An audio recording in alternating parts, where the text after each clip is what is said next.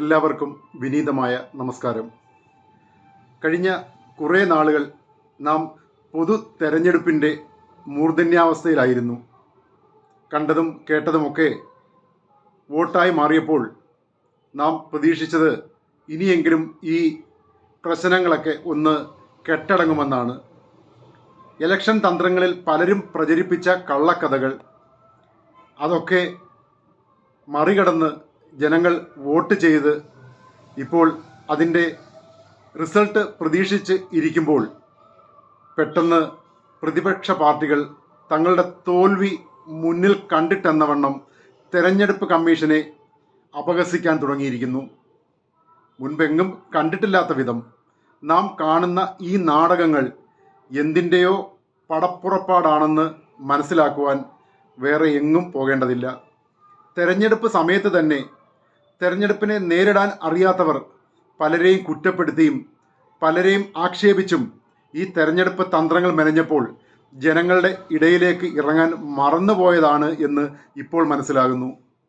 തങ്ങളുടെ തോൽവി മുന്നിൽ കണ്ടുകൊണ്ട് തെരഞ്ഞെടുപ്പ് കമ്മീഷനെയും ഭരണകക്ഷിയെയും ഒക്കെ കുറ്റം പറയുന്ന ഒരു രീതി ഇന്ന് പുതിയതായി കാണുവാൻ തുടങ്ങിയിട്ടുണ്ട്.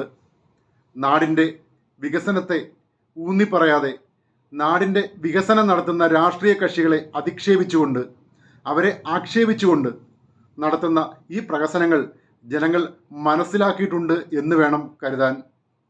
നമ്മുടെ കേരളത്തിൽ നടക്കുന്ന മാധ്യമ സിമ്പതി ആരോടാണ് എന്ന് ചോദിക്കേണ്ട ആവശ്യമൊന്നുമില്ല. സ്പഷ്ടമായ അവരുടെ മാധ്യമ നീതി ഇന്ന് തുറന്നു കാണുവാൻ സാധിക്കുന്നു. മുമ്പെങ്ങും ഇല്ലാത്ത വിധം ഒരു പുതിയ സർവേ റിപ്പോർട്ടുമായി പ്രതിപക്ഷം വരുമ്പോൾ അത് എവിടെ നിന്ന് വന്നു എന്ന് ചോദിക്കാൻ ഇവിടെ ഒരു മാധ്യമം ഇല്ലെന്ന് തന്നെ പറയേണ്ടി വരും. ഇന്ത്യ മഹാരാജ്യത്തിൻ്റെ എല്ലാ മാധ്യമങ്ങളും ഏറെക്കുറെ ഒരുപോലെ പ്രകടിപ്പിച്ച സർവേ ഇന്ന് ചില പ്രതിപക്ഷ കക്ഷികൾ അത് മിഥ്യയാണെന്നും അവർ സ്വയം നിരീക്ഷിച്ചെടുത്ത രാഷ്ട്രീയ സർവേ അതാണ് സത്യമെന്നും പറഞ്ഞ് ജനങ്ങളെ വിശ്വസിപ്പിക്കാനായി തുടങ്ങുമ്പോൾ നാം ഏതിലാണ് കണ്ണു വയ്ക്കേണ്ടതെന്ന് നമുക്ക് 4-ാം തീയതി വരെ കാത്തിരിക്കേണ്ടി വരും.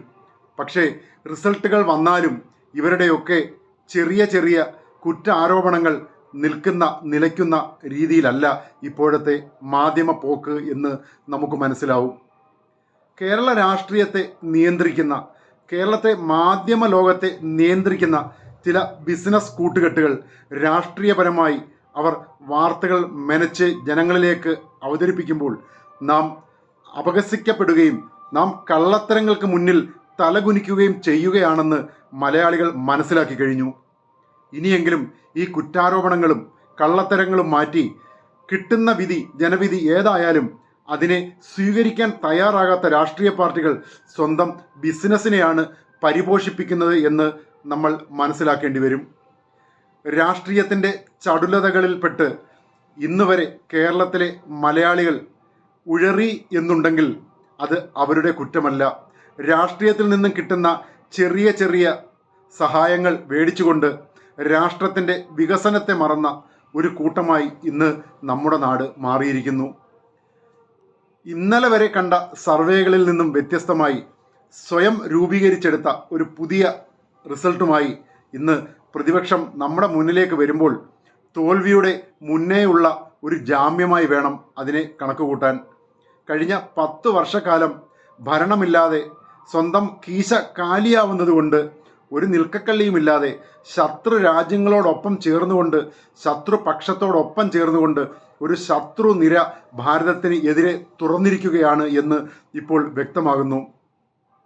നീതിപൂർവകമായ ഒരു തെരഞ്ഞെടുപ്പ് മുൻപെങ്ങുമില്ലാത്ത വിധം ഇപ്രാവശ്യം നടന്നു കഴിഞ്ഞപ്പോൾ ആ തെരഞ്ഞെടുപ്പിനെയും അപഹസിക്കാൻ അവർ കണ്ടെടുത്ത സമയം വോട്ടെണ്ണലിനോട് അനുബന്ധിച്ചുള്ള ദിവസങ്ങൾ തന്നെയാണ്.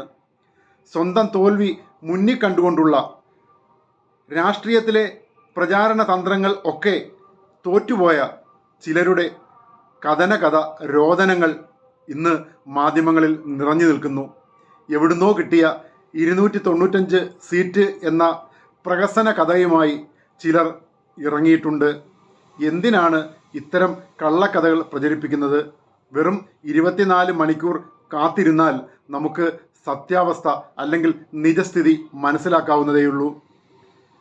മുൻപെങ്ങുമില്ലാത്ത വിധം സംസ്ഥാന പോലീസും കേന്ദ്ര പോലീസും ജനപ്രതിനിധികളും അവരുടെ ഏജന്റുമാരും ഒക്കെ കൂടിച്ചേരുമ്പോൾ അവിടെ എന്താണ് നടക്കുന്നത് എന്ന് രാഷ്ട്രീയ പാർട്ടികൾക്ക് ഒക്കെ തിരിച്ചറിയാമെങ്കിലും അവർ ജനങ്ങളുടെ കണ്ണിൽ പൊടിയിടാനുള്ള തന്ത്രവുമായി ഇന്ന് ഇറങ്ങിയിട്ടുണ്ട്. രാഷ്ട്രത്തിൻ്റെ വികസനം മുന്നിൽ കണ്ടുകൊണ്ടുള്ള ഒരു തെരഞ്ഞെടുപ്പിന് നേരിട്ട ഭരണപക്ഷം അവർ ജനങ്ങളിലേക്ക് ഇറങ്ങിച്ചെന്നപ്പോൾ അവരുടെ മികച്ച ഭരണാധികാരികൾ അവരുടെ വികസന സ്വപ്നങ്ങൾ ജനങ്ങളുടെ മുന്നിൽ അവതരിപ്പിച്ചപ്പോൾ ജനങ്ങൾ അതിനെ വോട്ടായി മാറ്റി അവരുടെ വിജയത്തെ സാക്ഷാത്കരിക്കുവാൻ 4-ാം തീയതി നിർണയിച്ചപ്പോൾ തെരഞ്ഞെടുപ്പ് കമ്മീഷന്റെ പേരിൽ അത് നാം ഒക്കെ സമ്മതിച്ചു പോന്നിരുന്നതാണ്. ഇന്ന് ഈ സംശയം ഉടലെടുക്കുന്നത് ചിലർ ചെയ്ത ഏതോ കളങ്കത്തിൻ്റെ ഏതോ തെറ്റിൻ്റെ പേരിലാണെങ്കിൽ ചില കള്ളന്മാരും കൊള്ളക്കാരും അഴിമതി വീരന്മാരും അവരുടെ ഒക്കെ കള്ളക്കഥകൾ ഒരു ഭാഗത്തേക്ക് ഒളിച്ചു വയ്പ്പിക്കാൻ എങ്ങനെയെങ്കിലും ഭരണം നേടിയെടുക്കുവാൻ ശ്രമിക്കുന്നതിൻ്റെ കള്ളക്കഥകളുമായിട്ടാണ് ഇപ്പോൾ അവർ വന്നിരിക്കുന്നത്. ജനങ്ങൾ അവരുടെ നീതിയുക്തമായ അവകാശം അവർ രേഖപ്പെടുത്തിയെന്നുള്ള സത്യം നാം ഒക്കെ കണ്ടതാണ്. അത് ഈ വരുന്ന 4-ാം തീയതി, അതായത് നാളെ നമ്മുടെ മുന്നിൽ തുറക്കപ്പെടുമ്പോൾ ചിലരുടെ പേടി അവർ തോൽക്കുമെന്നുള്ളതാണ്. ആ തോൽവി അവർക്ക് അംഗീകരിക്കാനോ അവർക്ക് സ്വീകരിക്കാനോ കഴിയാത്തത് കഴിഞ്ഞ 10 വർഷം കൊണ്ട് അവർ ഭരണത്തിൽ നിന്നും മാറി നിന്നു, അല്ലെങ്കിൽ ജനങ്ങൾ മാറ്റി നിർത്തി എന്നുള്ളത് കണ്ടാണ്. ഭരണമില്ലാതെ ജീവിക്കാൻ കഴിയാത്ത ഒരു രാഷ്ട്രീയ ബിസിനസ് ലോകം ഇന്ന് ഭാരതത്തിലുണ്ട്. അവരാണ് കഴിഞ്ഞ 57 വർഷക്കാലം ഭാരതത്തെ ഭരിച്ചിരുന്നതും ഭാരതത്തെ ഭരിച്ചു മുടിച്ചതും. ഭാരതത്തിൻ്റെ സ്വപ്ന ലോകം യാഥാർത്ഥ്യമാക്കാൻ കഴിഞ്ഞ 10 വർഷമായി ഭരണാധികാരികൾ കഷ്ടപ്പെടുമ്പോൾ ഭാരതത്തിൻ്റെ കടങ്ങളൊക്കെ തീർത്ത് അവർ ജനങ്ങളിലേക്ക് സത്യാവസ്ഥ അവതരിപ്പിച്ചപ്പോൾ ജനങ്ങളുടെ ജീവിത രീതിയിലുണ്ടായ മാറ്റം, അവരുടെ അടിസ്ഥാന വികസന സൗകര്യങ്ങളിൽ ഉണ്ടായ മാറ്റം ഒക്കെ 10 വർഷം കൊണ്ട് ഒരുവിധം പരിഹരിക്കപ്പെട്ടപ്പോൾ അവർ ജനങ്ങളിൽ അവരുടെ ജയം മുന്നിൽ കണ്ടുകൊണ്ട് അവർക്ക് വേണ്ടി സ്വന്തം ജീവനും സ്വന്തം ജീവിതവും ഒക്കെ ജനങ്ങൾക്ക് വേണ്ടി അർപ്പിച്ചുകൊണ്ട് അവർ ഭരണത്തെ അവർക്കുള്ള സ്വന്തം രാഷ്ട്രത്തിന് വേണ്ടി എന്നുള്ള രീതിയിൽ ഭരിച്ചപ്പോൾ ജനങ്ങൾ അവർക്ക് നൽകിയ സമ്മാനമാകാം ഈ വരുന്ന 4-ാം തീയതി നമുക്ക് മുന്നിൽ അവതരിപ്പിക്കപ്പെടാൻ പോകുന്നത്. ഇതൊക്കെ മുന്നിൽ കണ്ട ദേശീയ മാധ്യമങ്ങൾ അവർ ജയനിർണയങ്ങൾ അവരുടെ വിലയിരുത്തലുകളിൽ കൂടി മുന്നിലേക്ക് വെച്ചപ്പോൾ അത് സഹിക്കാൻ വയ്യാത്ത കുറേയേറെ കള്ളന്മാർ അവർ പുതിയ കഥകളുമായി ഇറങ്ങിത്തിരിച്ചിട്ടുണ്ട്. രാജ്യത്തിൻ്റെ മുന്നോട്ടുള്ള പ്രയാണത്തിന്, രാജ്യത്തിൻ്റെ മുന്നോട്ടുള്ള വികസന കുതിപ്പിന് ഈ കള്ളന്മാരിൽ നിന്നും ഇനി മുക്തി നേടേണ്ടതുണ്ട്. ഒരു കണക്കിന് അവരുടെ ഈ എടുത്തുചാട്ടവും അവരുടെ ഈ പടപ്പുറപ്പാടും നല്ലത് തന്നെ. നമുക്ക് വരാൻ പോകുന്ന കാലത്ത് നമ്മുടെ പ്രയാണത്തിന് ഗതി കൂട്ടുവാൻ ഈ കള്ളന്മാരെ തിരിച്ചറിയാൻ സാധിച്ചല്ലോ എന്നുള്ള ഒരു ആശ്വാസം നമുക്കൊക്കെയുണ്ട്. കേരളത്തിൻ്റെ മാധ്യമങ്ങൾക്ക് ഇതെന്തു പറ്റി എന്ന് ചോദിച്ചാൽ അവരും സാമ്പത്തികമായി അവരുടെ ബിസിനസ് തന്ത്രങ്ങൾ അവതരിപ്പിക്കുന്ന തിരക്കിലാണ് കള്ളക്കഥകളുമായി അവർ മുന്നിലേക്ക് വരുന്നത്. നാം ഒക്കെ പ്രതീക്ഷിക്കുന്ന, നാം ഒക്കെ വിശ്വസിച്ചിരുന്ന ചില മലയാള മാധ്യമങ്ങൾ ചില ബുദ്ധിമാന്മാരെ പോലെ പെരുമാറിയപ്പോൾ അന്നൊക്കെ നാം അവരുടെ അത്തരം കള്ളക്കഥകളിൽപ്പെട്ട് അവർക്ക് അടിമകളായി നാം വോട്ട് രേഖപ്പെടുത്തിയിരുന്നു. ഇന്ന് സോഷ്യൽ മീഡിയ വളരെ വിദഗ്ധമായി എല്ലാ കഥകളും ജനങ്ങളുടെ മുന്നിൽ അവതരിപ്പിക്കാൻ തുടങ്ങിയപ്പോൾ ഈ കള്ളന്മാരുടെ മാധ്യമ സൃഷ്ടി ചതിയായിരുന്നു എന്ന് നമ്മളൊക്കെ മനസ്സിലാക്കി. രാഷ്ട്രീയപരമായി ദേശത്തിൻ്റെ രാഷ്ട്രത്തിൻ്റെ മുന്നിലേക്കുള്ള ഗതി അതിനെ വളരെ വേഗതയോടുകൂടി കൊണ്ടുപോകുവാൻ നമുക്ക് കഴിയണമെങ്കിൽ നാം നമുക്ക് കിട്ടുന്ന ഇനി വരുന്ന തെരഞ്ഞെടുപ്പ് ഫലങ്ങൾ അംഗീകരിക്കുകയേ നിവർത്തിയുള്ളൂ. തെരഞ്ഞെടുപ്പ് തന്ത്രങ്ങളുമായി രാഷ്ട്രീയ പാർട്ടികൾ അവരുടെ പ്രചാരണം അഴിച്ചുവിട്ടപ്പോൾ നാം ഒന്നും പ്രതീക്ഷിക്കാതിരുന്ന സത്യസന്ധമായ ഒരു തെരഞ്ഞെടുപ്പായിരുന്നു തെരഞ്ഞെടുപ്പ് കമ്മീഷന്റെ നേതൃത്വത്തിൽ ഭാരതത്തിലുടനീളം നടപ്പാക്കിയത്. അവർ എന്തൊക്കെയായാലും 99.9% സത്യസന്ധമായി അവരുടെ കടമ നിർവഹിച്ചപ്പോൾ അവർ തെരഞ്ഞെടുപ്പ് ഫലത്തിലേക്ക് വരുവാൻ തുടങ്ങുന്ന സമയത്ത് തന്നെയാണ് ഈ കള്ളക്കഥകളുമായി ചിലർ ഇറങ്ങിത്തിരിച്ചിട്ടുള്ളത്. രാഷ്ട്രത്തിൻ്റെ രാഷ്ട്രീയത്തിലെ എല്ലാ മുന്നേറ്റങ്ങളും നാം കണ്ടു മടുത്തതാണ്.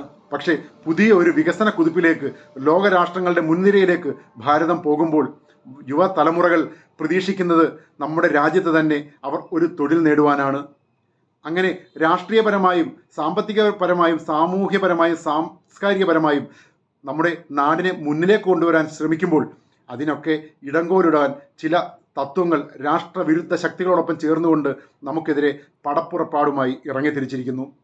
ഇതിനെയൊക്കെ നേരിട്ടുകൊണ്ട് നാളെ വരുന്ന തെരഞ്ഞെടുപ്പ് ഫലങ്ങളെ സ്വീകരിച്ചുകൊണ്ട് ഇത് ഒരു വൻപിച്ച ഉത്സവമായി ആഘോഷിച്ചുകൊണ്ട് നമ്മുടെ നാടിൻ്റെ വികസനത്തിനെയും നമ്മുടെ യുവതലമുറകളുടെ നിലനിൽപ്പിനെയും ഒക്കെ നമുക്ക് നേരായ വണ്ണം മുന്നിലേക്ക് പോകുവാൻ ഈ തെരഞ്ഞെടുപ്പ് ഫലത്തെ നമുക്ക് വിശ്വസിച്ച് അതിനെ സ്വീകരിച്ചുകൊണ്ട് ഇതിനുവേണ്ടി സത്യസന്ധമായി പ്രവർത്തിച്ച് എല്ലാവരെയും ആശംസിച്ചുകൊണ്ട് ഭാരതത്തിൻ്റെ പുതിയ ഒരു നേട്ടം നാളെ തിരുത്തി കുറിക്കപ്പെടട്ടെ എന്ന് ആശംസിച്ചുകൊണ്ട് ഈ ചെറിയ പോസ്റ്റ് ഇവിടെ നിർത്തട്ടെ.